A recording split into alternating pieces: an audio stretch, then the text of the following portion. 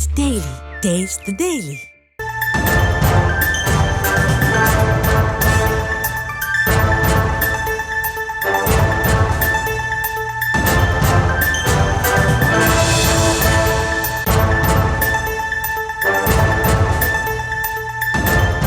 அண்மை செய்திகளை பார்த்து வருகிறோம்.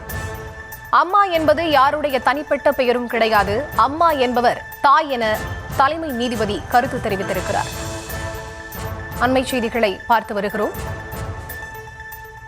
அரசு திட்டங்களுக்கு முதலமைச்சர் பெயர் சூட்டுவது தொடர்பாக தலைமை நீதிபதி கருத்து தெரிவித்திருக்கிறார். இது தொடர்பான முழுமையான விவரங்களோடு இணைகிறார் எமது செய்தியாளர் ராஜேஷ். அவரிடம் பேசலாம். வணக்கம் ராஜேஷ். இந்த வழக்கு தொடர்பாக தலைமை நீதிபதியினுடைய கருத்து என்னவாக இருக்கிறது? விவரம். வணக்கம். இப்போது டெல்லியிலே இந்த வழக்கு நடைபெற்றுக் கொண்டிருக்கிறது. அதாவது தமிழக முதலமைச்சர் அறிமுகப்படுத்தியிருக்கக்கூடிய சமீபத்திய திட்டங்களில் அவரது பெயரும் சேர்ந்தே இருக்கிறது.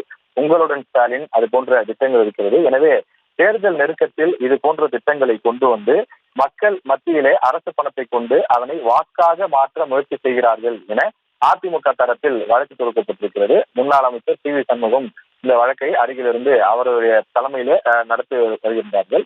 இந்த நிலையிலே ஏற்கனவே அம்மா உணவகங்கள் இருக்கின்றது, எனவே அவர்களுடைய ஆட்சி காலத்தில்தான் இது போன்ற விஷயங்கள் இருக்கிறது என்ற வாதங்கள் அரசு தரப்பிலிருந்து வைக்கப்பட்டிருக்கிறது.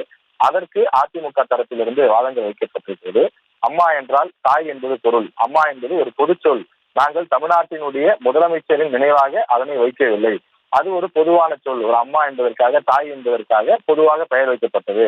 யாருடைய பெயரும் குறிப்பிட்டு அதில் வைக்கப்படவில்லை என்ற ரீதியில் அதிமுக சார்பில் வாதங்கள் வைக்கப்பட்டிருக்கிறது. அதே நேரத்தில் நீதிபதியும் இது தொடர்பான கருத்தை தெரிவித்திருக்கிறார்.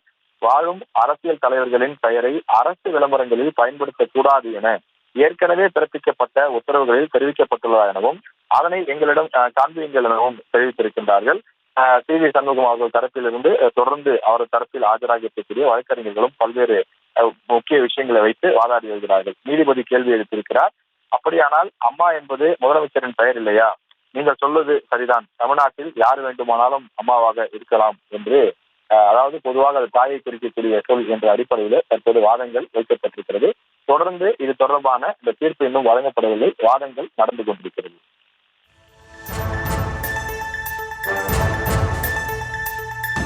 விவரங்களை வழங்கியமைக்கு நன்றி ராஜேஷ்.